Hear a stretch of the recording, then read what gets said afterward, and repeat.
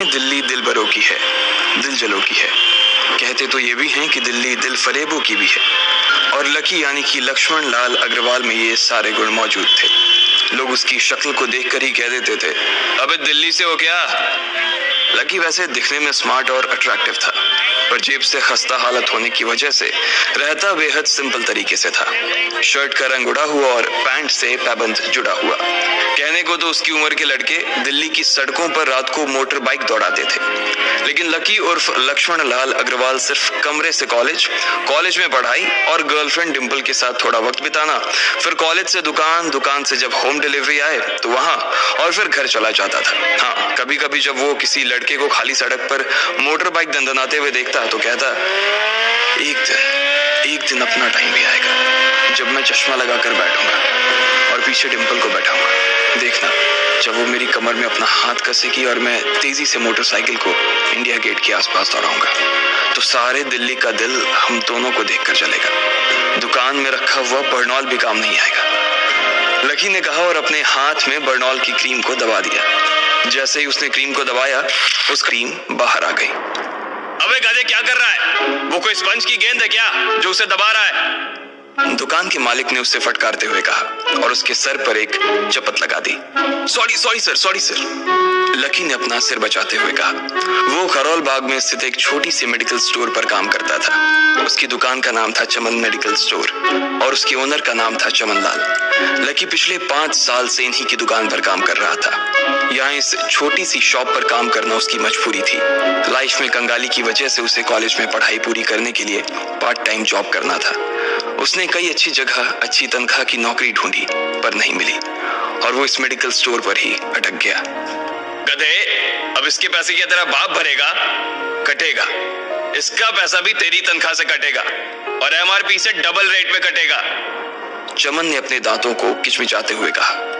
गुस्से की वजह से उसकी नाक फूल गई थी और लकी की सांसें। उसने घबराते हुए ओनर से पूछा, एमआरपी से डबल क्यों सर जी? ताकि अगली बार से ऐसी कोई हरकत करने से पहले तू डबल बार सोचे, चमन ने कहा और उसके हाथ से ट्यूब छीन ली। उसका जी तो चाह रहा था कि वो लकी की खोपड़ी पर एक और बार अपना हाथ साफ कर ले, लेकिन उससे पहले ही दुकान का फोन बजने लगा। फोन की घंटी बजते ही लकी को वहां से निकलने का मौका मिल गया और वो भागते हुए फोन उठाने के लिए चला गया। हेलो जी, करोल बाग के बेस्ट मेडिकल चमन मेडिकल स्टोर से बोल रहा हूँ, बताइए क्या काम था? ये लकी की पेटेंट लाइन थी। चाहे कहीं से भी फोन आए, लेकिन उसे फोन पर बस यही बोलना था। जैसे ही इधर लकी ने अपनी बात कही, उधर से जवाब आया, मैं अप्रूविंग नाइट होटल के कमरा नंबर 303 से बात कर रहा हूँ। एक छोटा सा ऑर्डर है, नोट करो और जल्दी से होटल पर डिलीवर करवा दो। वो एक लड़के की आवाज थी। उसकी आवाज में काफी भारीपन और एक अजीब सी जल्दबाजी थी। जैसे ही लकी ने वो आवाज सुनी, पता नहीं क्यों उसे वो आवाज जानी पहचानी सी लगी। जी सर, बताइए आपका क्या ऑर्डर है? हाँ तो लिखो, हार्ट प्ले के 2 पैकेट और 1 पैकेट टिश्यू।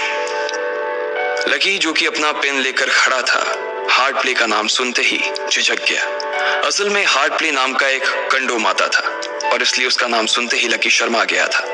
इतने साल से भी मेडिकल की स्टोर पर काम करने के बाद उसे इन चीजों का नाम सुनने में शर्म आती थी। हेलो भाई, लिखा कि नहीं लिखा? उस आदमी ने फिर से लकी से पूछा। जी सर, लिख लिया सर, लिख लिया। लकी ने खिसिया कर हंसते हुए कहा। लिख लिया तो फिर लेकर निकल, उस लड़के ने कहा। उसकी आवाज सुनकर ना जाने ऐसा क्यों लग रहा था कि वो बहुत बड़ा आदमी था। जी सर, मैं सर, लेकिन सर बाहर तो बारिश हो रही है, लकी ने कहा। उसने देखा कि बाहर बहुत तेज बारिश हो रही थी।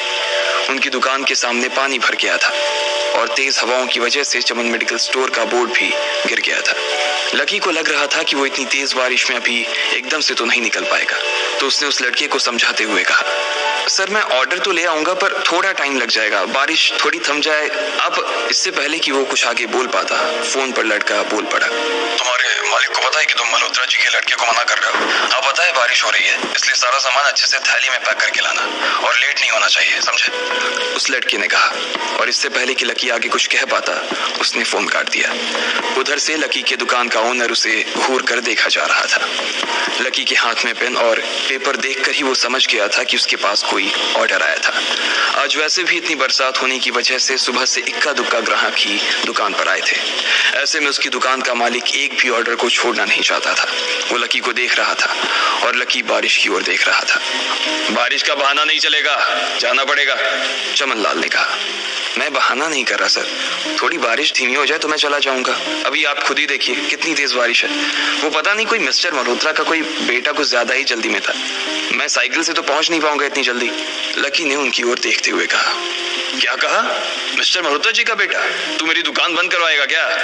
अभी क्या भी निकल उनका ऑर्डर लेके, वो हमारे बहुत पुराने कस्टमर है, चमन ने कहा। पर लकी ने कहा ही था कि चमन बोला।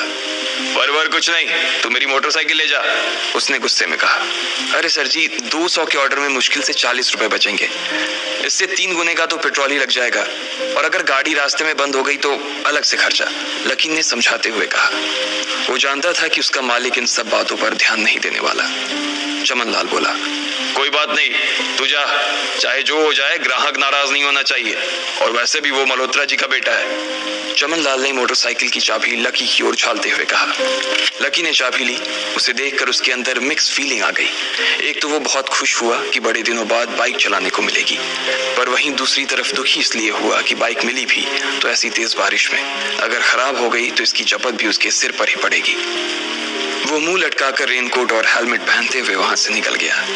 बाहर आकर बाइक को देखा तो लकी ने मन में सोचा, चलो ठीक है, जो होगा देखा जाएगा, कम से कम बाइक तो चलाने को मिल रही है। दरअसल लकी इतने साल काम करने के बाद भी अपने लिए एक मोटरसाइकिल नहीं ले पाया था। लकी की तनख्वाह ही इतनी भर थी कि सिर्फ उसके कमरे का किराया, उसकी साइकिल में डालने वाली हवा का खर्च, बिजली पानी का बिल और डिम्पल के साथ महीने में 1-2 बार बाहर खाने का खर्चा ही निकल पाता था। उसे डिम्पल की कही बात अक्सर याद आती थी। लकी, अगर अगले 2 महीने में तूने बाइक नहीं खरीदी ना तो मैं तेरे से ब्रेकअप कर लूंगी, देखना। असल में डिम्पल को लकी के साथ बाइक पर घूमने की बड़ी तमन्ना थी। लकी की इस उजाड़ जिंदगी में एक वही तो थी जिसके लिए जिंदा रहने को उसका जी चाहता था। जब भी वो उससे बाइक की बात करती तो लकी डिम्पल की इस बात को हंसकर टाल देता था।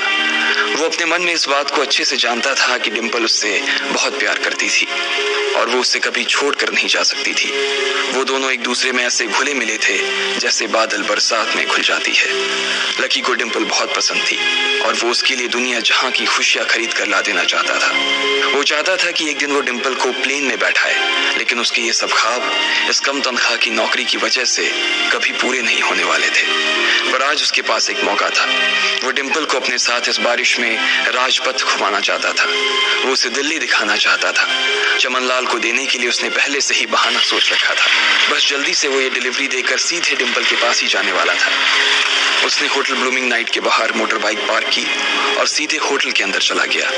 लकी ने रिसेप्शन पर पहुंचकर नमस्ते करते हुए रिसेप्शनिस्ट को बोला, जी मैं चमन मेडिकल स्टोर से आया हूँ, रूम नंबर 303 का ऑर्डर था सर। रिसेप्शन पर खड़ा आदमी उसके हाथ में काली थैली को देखकर समझ गया था कि उसमें क्या था और वो मंद ही मंद मुस्कुराते हुए बोला, 3rd फ्लोर पर है, लिफ्ट से चले जाओ, रेनकोट यहीं उतार देना। जैसा उस आदमी ने कहा लकी ने ठीक वैसा ही किया और लिफ्ट में चढ़ने की कुछ ही देर बाद वो 3रे माले पर पहुंच गया था। वो रूम नंबर 303 के बाहर पहुंचा और उसने डोरबेल बजाई। जैसे ही दरवाजा खुला लकी ने थैली आगे बढ़ाते हुए कहा, नमस्ते, मैं चमन मेडिकल स्टोर से लकी, आपका। इससे पहले कि लकी आगे कुछ कह पाता उसकी आंखें फटी की फटी रह गई थी। उसने अपने सामने जो देखा उसके बाद उसे ऐसा लगा कि बंद छत के नीचे भी उसके ऊपर आसमान से आकर एक जोरदार बिजली गिर गई थी। उसके सामने एक लड़की खड़ी थी। वो लड़की और कोई नहीं बल्कि उसकी गर्लफ्रेंड डिम्पल ही थी। उसने एक पर्पल कलर का नाइट गाउन पहन रखा था। उसके काले घने बाल गीले थे और उसने उन्हें अपने कंधे पर फैला रखा था। उसकी खुशबू से ही ये चीज साफ पता चल रही थी कि वो अभी अभी नहा कर आई थी। डिम्पल, तुम यहाँ क्या कर रही हो? लकी को अपनी आंखों पर विश्वास ही नहीं हो रहा था। उसने 2 बार अपनी पलकें झपका कर देखा, लेकिन दोनों बार ही उसे अपने सामने डिम्पल ही नजर आई। तुम यहाँ क्या मेरा पीछा करते हुए आए हो लकी? डिम्पल ने उल्टा उसी के ऊपर पलटवार करते हुए कहा। लकी को देखकर उसके दिल की धड़कन भी तेज हो गई थी। उसे उम्मीद नहीं थी कि लकी यहाँ आ जाएगा।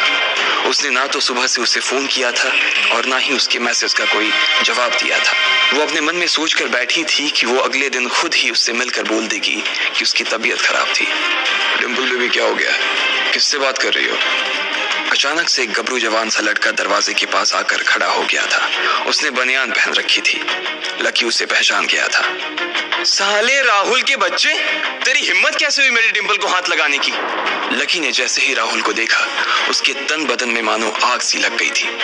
वो उसे इस वक्त इतना बुरा मारना चाहता था, इतना बुरा पीटना चाहता था, जिसकी कोई हद सीमा नहीं थी।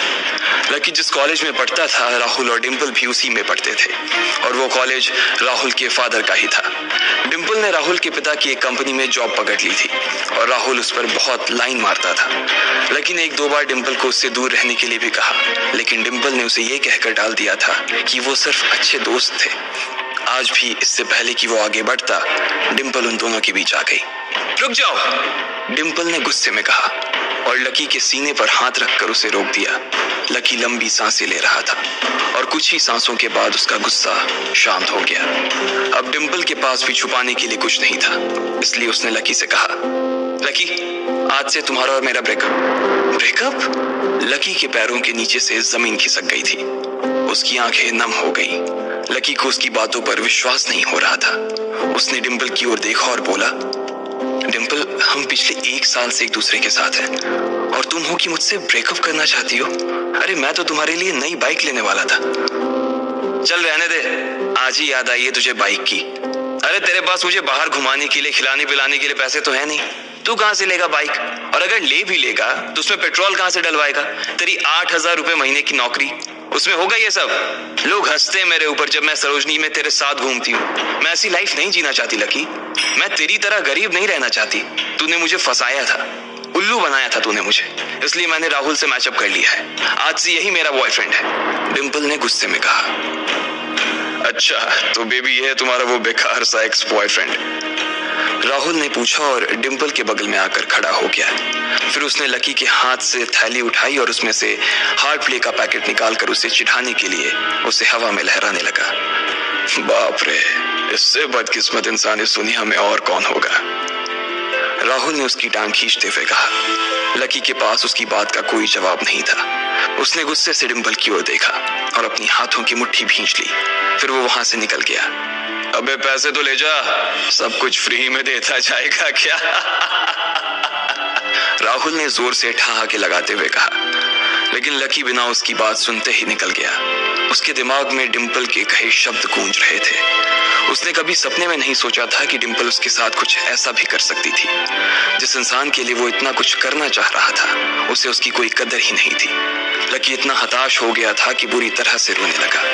इस बार वो लिफ्ट से नहीं बल्कि सीढ़ियों से नीचे उतरा और एक सीढ़ी उतरने के साथ उसके आंसू आंखों से छलकते जा रहे थे। जब उसकी आवाज सुनकर कुछ लोग अपने कमरे से बाहर आए तो लकी ने तुरंत अपने आंसू पोंछे और तेजी से वहां से भाग गया। उसे जिंदगी में पहली बार प्यार हुआ था और पैसों की कमी की वजह से ना सिर्फ उसका प्यार बल्कि उसकी पूरी जिंदगी बर्बाद हो गई थी।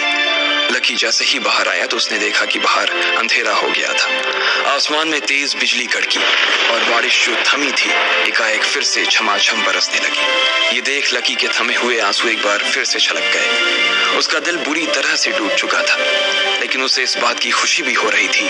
आखिर आज उसे डिम्पल का असली चेहरा नजर आ गया था। वो तो उसके साथ घर बसाने की सोच रहा था, लेकिन अच्छा हुआ कि उसने पहले ही उसका घर बर्बाद होने से बचा लिया। लकी को दुख तो बहुत हो रहा था, पर उसे ये भी लग रहा था कि उसे आगे चलकर यही दुख उसे खुशी देने वाला था। लेकिन एक चीज थी जो लकी को परेशान कर रही थी, वो थी उसकी माली हालत। उसकी जेब इतनी तंग थी कि उसे फटी हुई जेब की पैंट पहनकर घूमना पड़ता था। कभी कभी तो लकी सिर्फ रोटी खाकर दिन काट लेता था। वो कब से कोशिश कर रहा था कि कोई अच्छा काम पकड़ सके, लेकिन उसे कोई काम देने को राजी नहीं था। उसने टूटे हुए दिल को दिलासा देते हुए मन में सोचा कि डिम्पल पर खर्च होने वाले पैसे बच जाने से शायद उसके हालत सुधर जाएंगे, पर फिर भी वो रातों रात रईस नहीं हो जाने वाला था। उसने ऊपर आसमान की ओर देखा और जोर से चिल्लाया, अगर इतना ही अनलकी बनाना था तो फिर नाम लकी क्यों रखा भगवान?